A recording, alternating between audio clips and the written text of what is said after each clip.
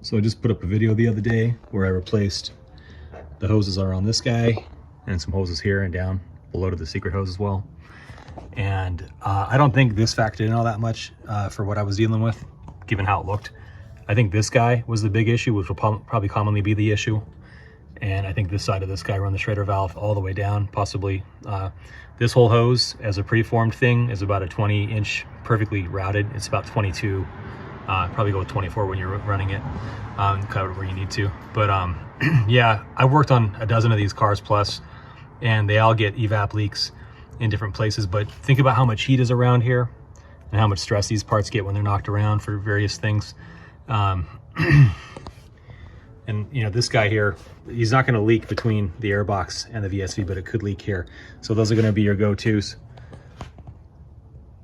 So once you've checked stuff directly under the hood where all the heat is at, your next culprits are going to be almost certainly this guy here on the leveler. So from the passenger side, driver's side, back of the car, front of the car over here, under the passenger seat, the back seat, pull it out on the passenger side. This guy here, 5 Phillips screws.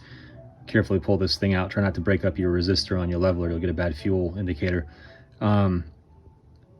These are screwed up on all of them I've seen. Your check fill valve is a popular replacement according to a lot of internet stuff. You have to cut open a panel or drop a tank to get to it. This guy's right next to it, and you got to be careful with this dude. They break really easily trying to take them apart out of the tank. They usually break right on this line here. So I actually don't even know what this thing does. I've forgotten. I used to know. But I've never had a problem with one. Its seal looks really robust, so I really didn't sweat that guy. And then your fuel pump has his own giant seal as well. And this guy has like a major divot going on in it. So I like to have a spare one and soak it in ATF. And then once it's swollen up a tiny bit and got some softness to it again, I could swap it out, because I haven't actually found a part number for that. I had the dealer tell me there isn't one. I'm going to double check that again. I found a bunch of better tools.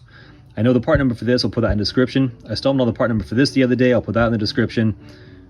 I've put another video up on this guy before, the part number for that. And then again, I'm not going to list the part number for these. You shouldn't be messing with that.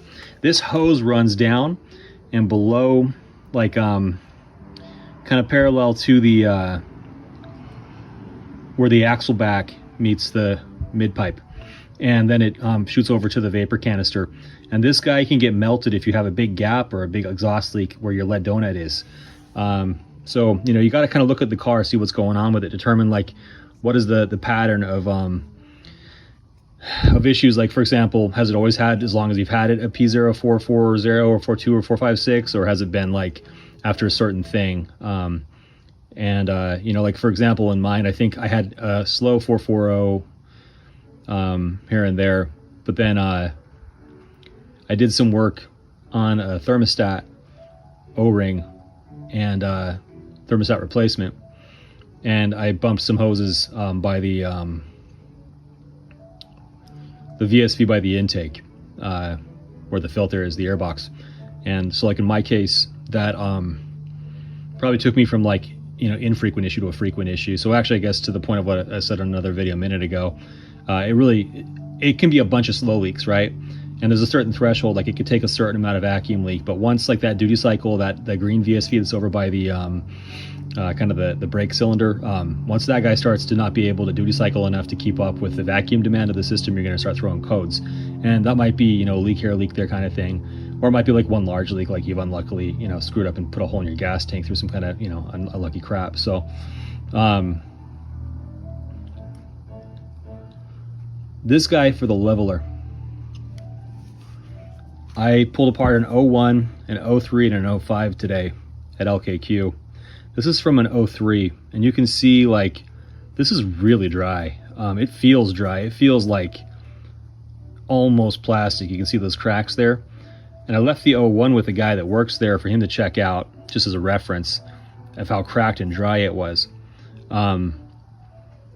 Certainly, this is really easy to replace so long as you're gentle around your leveler and you don't screw up your connector while you're in there. And he could be, like after you've done stuff under the hood, he could be the one worth checking out the most. This guy came off the 05. Somebody rolled the poor thing. And I mean, I'm going to drop it in ATF and see how it does, but I'll probably just order the part. I don't see any point in recycling a cheap part like this that I can order. But I mean, it feels dry, but it looks like it could be reconstituted a bit.